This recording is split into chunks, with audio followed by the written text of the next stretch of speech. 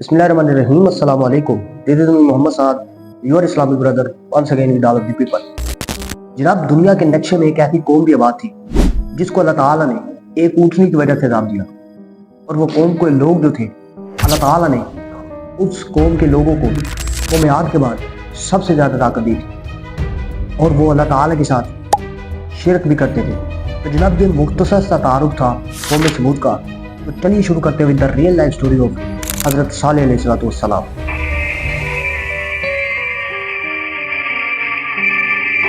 जनाब, समूद एक मशहूर कबीले का नाम है जो जुदीस के भाई समूद की नस्ल से है।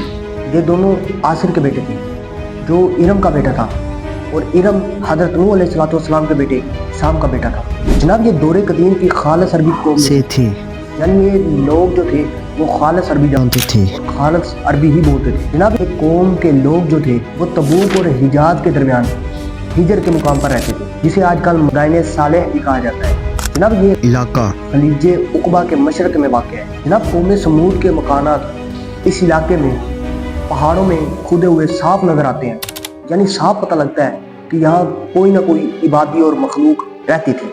रसूलुल्लाह सल्लल्लाहु अलैहि वसल्लम जब सहाबा इकराम रज़ियल्लाहु अन्हुम अजमईन के साथ तबूक के मुकाम पर यहाँ से गुजरे थे, एक हदीस मुबारक में आता है, रसूलुल्लाह सल्लल्लाहु अलैहि वसल्लम जब सहाबा इकराम रज़ियल्लाहु अन्हुम के हमरा इस मुकाम से गुजरे तो मुकाम हिजर में समूद के घरों के करीब फरोकश हुए। लोगों ने इन कुओं से पानी लिया जो समूद के ज़ेर इस्तेमाल थे।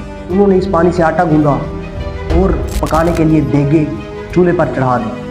रसूलुल्लाह सल्लल्लाहु अलैहि वसल्लम ने अपने सहाबा इकराम रज़ियल्लाहु अन्हुम अजमईन को यह हुक्म दिया कि अपनी देगों को उल्टा दो और अपने आटे को जानवरों को खिला दो। फिर नबी सल्लल्लाहु अलैहि वसल्लम सहाबा रज़ियल्लाहु अन्हुम अजमईन के साथ उस कुएं पर जाकर ठहरे जहाँ कौम समूद की ऊँटनी जो थी वो पानी पिया करती थी। ये वही ऊँटनी है जिस ऊँटनी की वजह से कौम समूद को अल्लाह ताला ने अज़ाब दिया था।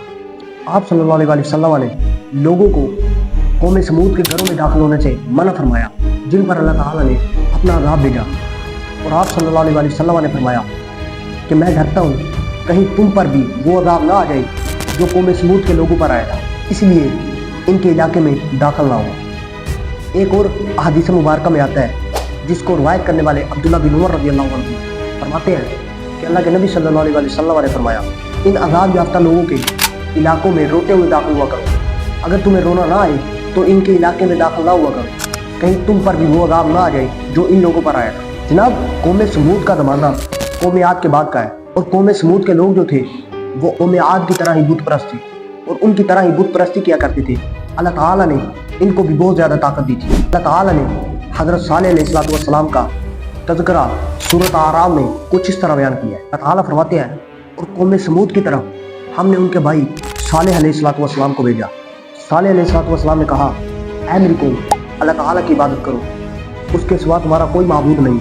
उसी ने तुमको ज़मीन से पैदा किया और इस ज़मीन पर तुमको आबाद किया, सो तुम उस अल्लाह ताला से मग़फ़िरत तलब करो, यानी उस अल्लाह ताला से बख्शिश तलब करो और उसके आगे तौबा करो। बेशक मेरा परवरदिगार जो है वो तौबा कबूल करने वाला है, यानी तुम्हारी दुआ को वो कबूल करेगा। उन्होंने कहा, ऐ सालेह, हम इससे पहले तुमसे बहुत उम्मीदें लगाए हुए थे, यानी इससे पहले हम तुझसे बहुत अच्छी उम्मीदें लगाते थे, लेकिन क्या तू उन चीज़ों को पूजने से मना करता है जिनको हमारे आबा व अजदाद यानी हमारे बुजुर्ग जो है वो पूजते आए हैं। और कहने लगे कि जिस बात की तरफ तुम हमको दावत देते हो, यानी जिस बात की तरफ तुम हमको बुलाते हो, उस बात में तो सख्त शुबा है। सालेह अलैहिस्सलाम ने कहा कि ऐ मेरी कौम, ज़रा देखो कि मैं अपने रब की तरफ से एक वादे दलील पर हूँ। उसने मुझे अपनी तरफ से नेमत बख्शी है, और अगर मैं उस अल्लाह ताला की नाफरमानी करूँ तो उसके सामने मेरा कौन मददगार होगा। तुम तो कुफर की बातों में मेरा नुकसान कर रहे हो। फिर हज़रत सालेह अलैहिस्सलाम ने फरमाया कि याद करो जब उस अल्लाह ताला ने कौम आद के बाद तुमको सरदार बनाया और ज़मीन पर आबाद किया, कि तुम लोग जो हो वो नरम ज़मीन पर महल को बनाते हो और पहाड़ों को तराश कर उनमें घर बनाते हो। बस अल्लाह ताला की नेमतों को याद करो और ज़मीन में फसाद न करो।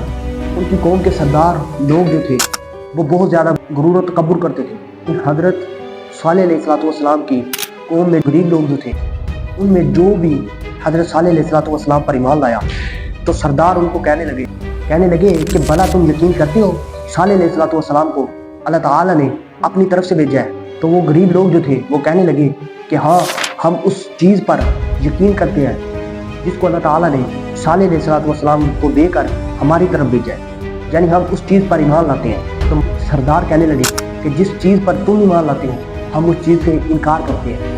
جناب دعوت حق کو تھامنے کے بجائے قوم سمود نے حضرت صالح علیہ السلام اور جو ان کے ساتھ ایمان لائے تھے ان سے باد شگونی لینا شروع کر اور فساد کے لیے صلاح مشورہ کرنے لگے۔ اللہ تعالیٰ نے ان کی حالت بیان کرتے ہوئے سورۃ النحل میں فرمایا، جب حضرت صالح علیہ السلام نے اپنی قوم کے لوگوں کو دعوت دی تو قوم کے لوگ کہنے لگے کہ تم اور تمہارے ساتھی ہمارے لیے برا شگون ہے۔ تو صالح علیہ السلام نے کہا کہ تمہاری جو بد شگونی ہے وہ اللہ تعالیٰ کی طرف ہے، بلکہ تم تو ایسے لوگ ہو جو فتنے میں پڑے ہوئے ہو۔ جناب اس شہر میں 9 سردار تھے جو اس ملک میں فساد کرتے تھے۔ انہوں نے آپس میں صلاح کی اور قسمیں کھا کر کہنے لگے کہ ہم رات کو صالح علیہ السلام اور ان کے گھر والوں پر چھاپا ماریں گے اور ان کو ہلاک کر دیں گے، اور ان کے وارثوں سے کہیں گے کہ ہم ان کی ہلاکت کے وقت یہاں موجود نہیں تھے۔ جناب حضرت صالح علیہ السلام کی قوم جو تھی وہ اپنی ضد پر اڑی اور دعوت توحید کو قبول کرنے کے بجائے حضرت صالح علیہ السلام پر رقیق حملے شروع کر دیے۔